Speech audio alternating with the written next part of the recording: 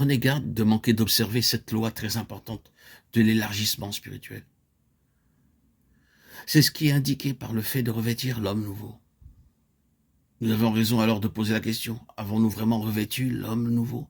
Avons-nous vraiment revêtu une conscience du corps, une conscience de relation, une conscience de communion fraternelle qui appartient à l'homme nouveau? Il se peut qu'il ne soit pas toujours possible pour nous de jouir de la communion fraternelle immédiate, locale ou géographique d'une grande compagnie du peuple du Seigneur. Mais ce n'est pas le point. Nous parlons d'une conscience. Une conscience corporative. En outre, c'est une disposition. C'est la mise de côté de tout ce qui est individuel, personnel, séparé en tant que tel, et le revêtement de cette conscience de relation dans laquelle tout est pour le corps, et dans le corps, et par le corps. C'est par cette communion d'esprit que le Seigneur atteint son but, et que nous parvenons au but du Seigneur. Il est très regrettable de constater les résultats du manque de reconnaissance de cela. Il y a certaines personnes dont la dévotion au Seigneur ne nous pose aucune question. Mais la chose qui nous fait souffrir est qu'elles n'ont pas grandi d'un pouce depuis la première fois où nous les avons connues, il y a bien des années.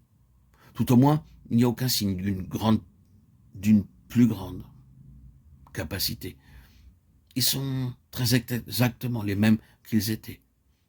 Des personnes comme celle-là ne se trouveront jamais en train de faire un effort suprême pour une vie de relation de façon précise avec le peuple du Seigneur.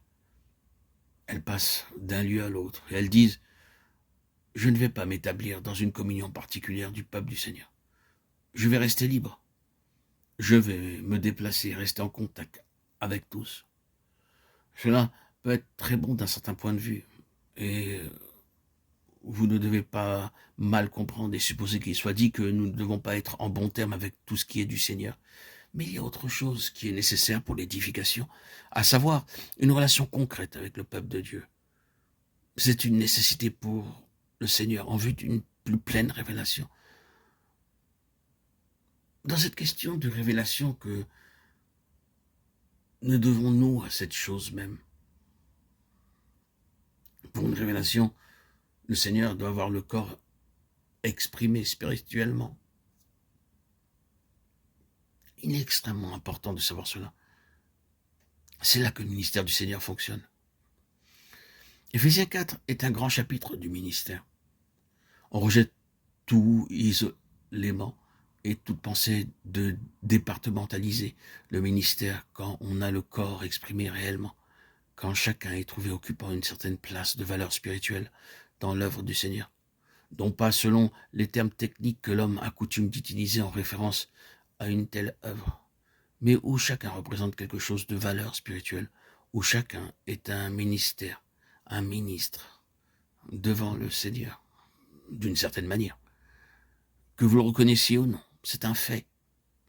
Et malheureusement, beaucoup de pertes sont essuyées parce qu'on ne réalise pas dans quelle grande mesure l'obéissance de la part de chacun d'entre nous affecte le résultat.